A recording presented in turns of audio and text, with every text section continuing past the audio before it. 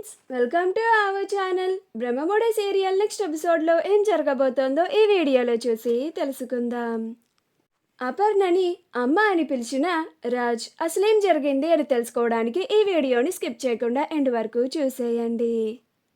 అపర్ణ, కావ్యలు ఇద్దరు వంట పూర్తి చేసుకున్న తర్వాత గుడికి బయలుదేరుతారు.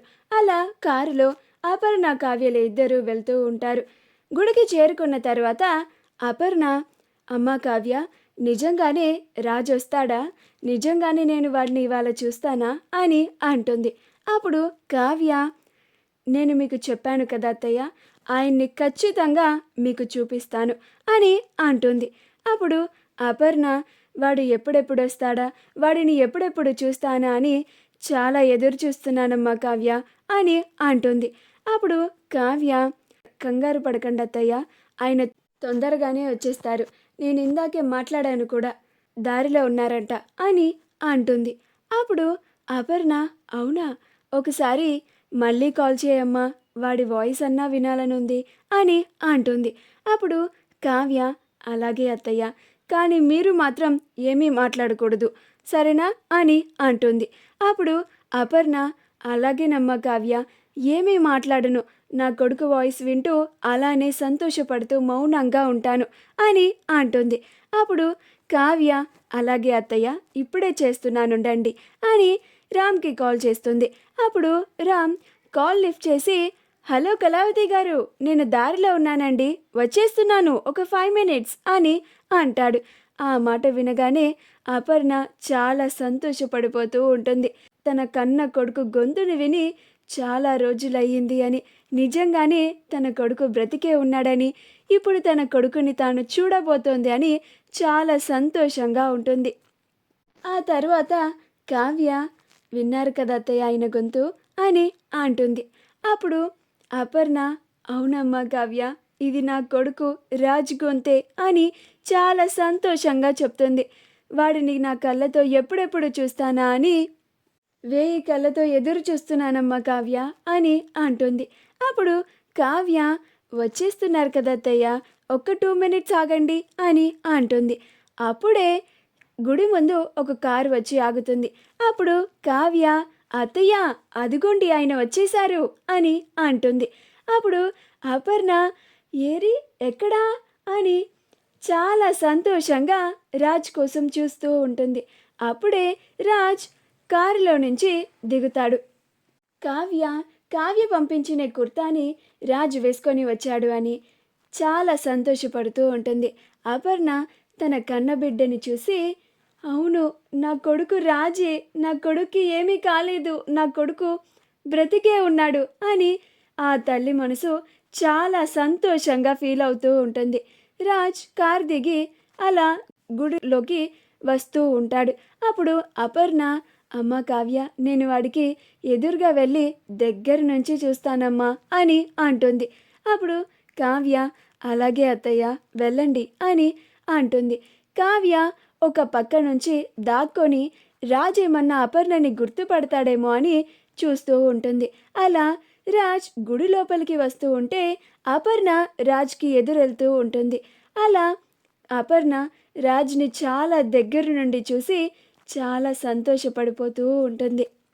అలా రాజ్, కళావతి గారు ఎక్కడున్నారు అని వెతుక్కుంటూ గుడి లోపలికి వస్తూ ఉంటాడు.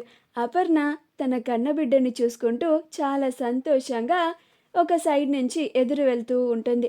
అప్పుడు రాజ్ కొంచెం ముందుకు వెళ్ళి ఆగి వెనక్కి తిరిగి అమ్మా అని పిలుస్తాడు. అప్పుడు అపర్ణ తన కన్నబిడ్డ తనని అమ్మా అని పిలవగానే ఆ తల్లి మనసు చలించిపోతుంది. అప్పుడు కావ్య, ఆయన అత్తయ్య గారిని గుర్తుపట్టేశారా, అమ్మ అని పిలిచారు అని చాలా సంతోషంగా చూస్తూ ఉంటుంది. అప్పుడు అపర్ణ చాలా సంతోషంగా వెనక్కి తిరిగి చూస్తుంది. అప్పుడు రాజ్ అమ్మ అని మళ్ళీ పిలుస్తాడు. అప్పుడు అపర్ణ ఇంకా చాలా సంతోషంగా ఫీల్ అవుతూ ఉంటుంది.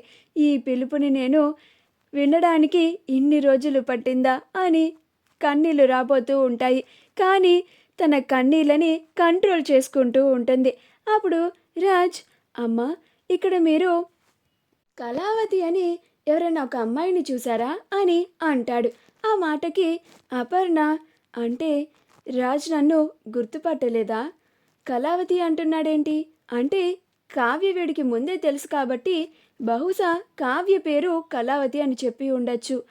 అదిగో బాబు, అటువైపు చూశాను ఇందాక అని అంటుంది. అప్పుడు రాజ్ చాలా థ్యాంక్స్ అమ్మా అని వెళ్తూ ఉంటాడు. ఇంకా అపర్ణ తిరిగి అటువైపు వెళ్తూ ఉంటుంది. మళ్ళీ రాజు ముందుకు వెళ్ళి మళ్ళీ అమ్మా అని పిలుస్తాడు. అప్పుడు అపర్ణ చాలా సంతోషంగా మళ్ళీ వెనక్కి తిరిగి ఏంటి బాబు అని అంటుంది. అప్పుడు రాజ్, ఎందుకోనమ్మా, మిమ్మల్ని చూస్తూ ఉంటే నాకు మా అమ్మని చూసినట్లుగా అనిపిస్తోంది అని అంటాడు. అప్పుడు అపర్ణ ఆ మాటకి తన కళ్ళల్లోంచి కన్నీళ్లు రాబోతూ ఉంటాయి. కానీ తన కన్నీళ్ళని కంట్రోల్ చేసుకొని, నేను నీకు అమ్మలా కనిపించడం కాదురా, నేను నీ కన్న తల్లిని నాన్న, అందుకే నీకు అలా అనిపిస్తోంది అని అనుకొని అవునా బాబు అని అంటుంది. అప్పుడు కావ్య కూడా చాలా ఆశ్చర్యపోతుంది. ఆవిడ మీ అమ్మలాగా అనిపించడం కాదండి, మీ అమ్మే అని అనుకుంటూ ఉంటుంది. పాపం అత్తయ్య, ఆయన ముందు ఇలాగా వేరే వాళ్ళలాగా ఉండడం ఆవిడకి ఎంత కష్టంగా ఉందో ఏమో అని అనుకుంటూ ఉంటుంది. అలా రాజ్ అమ్మా మిమ్మల్నే అని మాట్లాడుతూ ఉంటాడు. అప్పుడు అపర్ణ, నువ్వు నన్ను అమ్మ అమ్మ అని పిలుస్తూ ఉంటే నా కన్న బిడ్డే నన్ను అమ్మ అని పిలుస్తున్నట్లుగా ఉంది బాబు అని అంటుంది.